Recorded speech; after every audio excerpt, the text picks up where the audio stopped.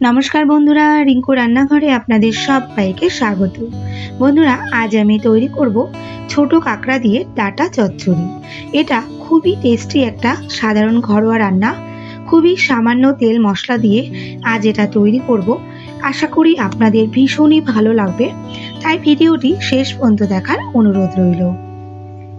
एखाने आमी डाटा चच्चड़ी बानाबार जोन्नो नियेछि 3 থেকে 4টে मोटा लाल डाटा।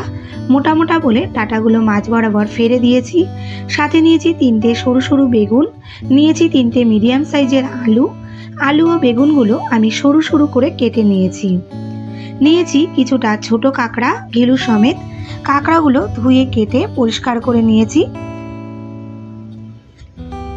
एरपर একটা কড়াইতে আমি 1.5 টেবিল চামচ সাদা তেল দিয়ে দিয়েছি।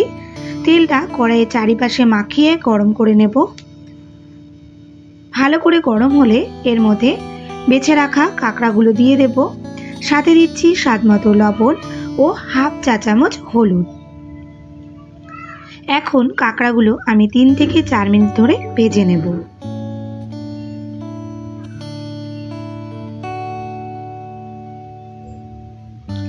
কাঁকড়া ভাজার সময় মিডিয়াম ফ্লেমে ভাজতে হবে। হাই ফ্লেমে ভাজলে কিন্তু ঘিলুগুলো পুড়ে যেতে পারে, তাই মিডিয়াম ফ্লেমে এইভাবে ঘন ঘন নাড়াচাড়া করে কাঁকড়াটা ভাজতে হবে।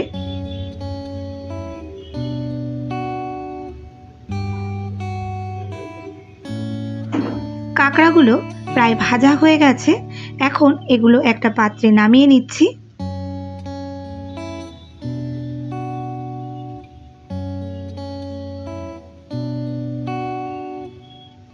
এরপর ডাটা চচ্চড়িটা বানাবার জন্য আমি ননস্টিক কড়াইটা চেঞ্জ করে অন্য একটা কড়াই বসাচ্ছি, কারণ আমার তরকারির পরিমাণটা একটু বেশি আছে। কড়াই গ্যাসে বসিয়ে হালকা গরম হলে এতে দিচ্ছি 3 টেবিল চামচ সাদা তেল। তেল সামান্য গরম হলে দিচ্ছি হাফ চা চামচ কালো সর্ষে ও হাফ চা চামচ রাঁধুনি। সাথে ঝালের জন্য দিচ্ছি 3টে মোটা চেরা কাঁচা লঙ্কা। আপনারা চাইলে এখানে শুকনো লঙ্কাও দিতে পারেন। ফোড়নটা থেকে সুন্দর গন্ধ না বেরানো পর্যন্ত ভেজে নেব। 15 সেকেন্ডের মতো ভেজে নিয়ে কেটে রাখা সব সবজিগুলো এক এক করে এর মধ্যে দিয়ে দেব। বন্ধুরা, সবজিটা দিতে দিতে আপনাদের বলি, আপনারা যারা এখন আমার চ্যানেলটি সাবস্ক্রাইব করেননি তাদের কাছে আমার রিকোয়েস্ট, আপনারা এই রকম নিত্য নতুন রান্নার ভিডিও দেখতে চাইলে আমার চ্যানেলটিকে সাবস্ক্রাইব করে আমার পাশে থাকবেন এবং পাশে থাকা বেল আইকনটি ক্লিক করে দেবেন, যাতে আমার পরবর্তী ভিডিও নোটিফিকেশনটি আপনার কাছে সবার আগে পৌঁছে যায়। সবজিগুলো সব দিয়ে একটু নাড়াচাড়া করে নিয়ে এখন আমি এর মধ্যে দেব 1 চা চামচ হলুদ,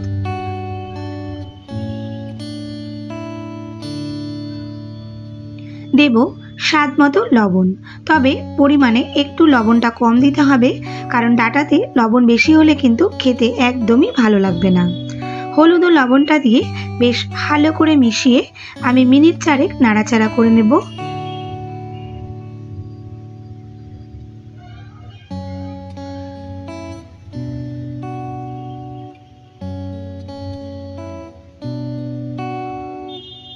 তরকারি কালারটা একটু মনে হচ্ছে ফ্যাকাশে হয়ে যাবে, তাই আমি এর মধ্যে একটু কালারটা ভালো আনার জন্য দিচ্ছি সামান্য রেড চিলি পাউডার।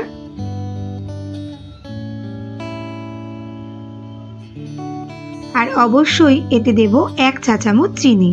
ডাটা চচ্চড়িতে সামান্য একটু মিষ্টি দিলে আমার মনে হয় খেতে এটা বেশি ভালো লাগে। চিনি ও রেড চিলি পাউডারটা বেশ ভালো করে মিশিয়ে মিনিট 2 নাড়াচাড়া করে নেব। মিনিট 2 নাড়াচাড়া করে নিয়ে আমি এর মধ্যে এখন দেব পরিমাণ মতো জল। এখানে জলটা এমনভাবে দিতে হবে যেন ডাটা আলু খুব ভালোভাবে সেদ্ধ হয়ে ঝোলটা প্রায় শুকিয়ে যায়। জল দিয়ে একটু মিশিয়ে নিয়ে আমি এটা এখন হাই ফ্লেমে ঢেকে রান্না করব যতক্ষণ না তরকারিটা বেশ ভালোভাবে ফুটে উঠছে। মিনিট 7 পর তরকারিটা বেশ ভালো করে ফুটে উঠেছে। এখন ঢাকনাটা তুলে আমি একটু নাড়াচাড়া করে আমি এর মধ্যে দিচ্ছি আগে থেকে ভেজে রাখা কাঁকড়াগুলো। কাঁকড়াগুলো দিয়ে আবারও একটু নাড়াচাড়া করে নিচ্ছি। সাথে দেখে নেব ডাঁটাটা কতটা সেদ্ধ হয়েছে। মোটামুটি 80% মতো সেদ্ধ হয়ে গেছে। এখন আবারও এটা ঢেকে রান্না করব যতক্ষণ না ঝোলটা ঘন হয়ে আসে। ঢাকনাটা তুলে একটু নাড়াচাড়া করে নেব।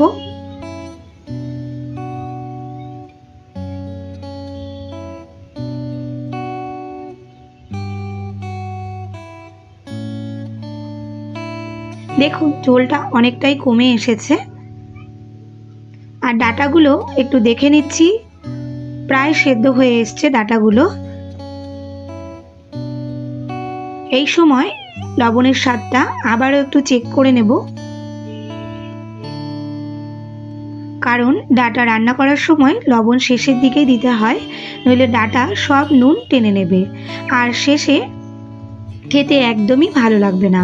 টেস্ট করে আমি আবার একটু চিনিও দিয়েছি, কারণ মিষ্টির স্বাদটাও মনে হচ্ছে একটু কম ছিল। এখন এটা বেশ ভালো করে মিশিয়ে নেব।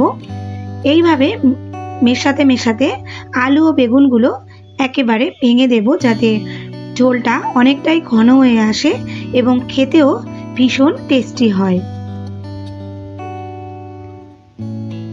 এইভাবে নেড়ে চেড়ে আমি আলু বেগুন প্রায় ভেঙে এটা কিন্তু ঝোলটা ঘন করে নিয়েছি। ঝোলটা প্রায় শুকিয়ে এসেছে।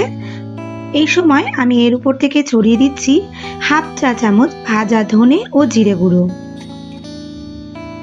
এটা দিয়ে ভালো করে মিশিয়ে ডাঁটা চচ্চড়িটা প্রায় গা মাখা করে নেব।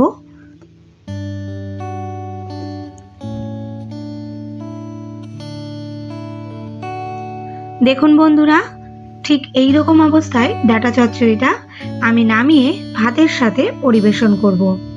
আশা করি আপনাদের আমার আজকের এই ঘরোয়া রেসিপিটি ভালো লেগেছে। ভালো লাগলে একটা লাইক করে দিন, সাথে শেয়ার ও কমেন্ট করতে কিন্তু একদমই ভুলবেন না। এখন তাহলে আসি বন্ধুরা, আপনারা সবাই ভালো থাকবেন, সুস্থ থাকবেন। দেখা হচ্ছে খুব শিগগিরই।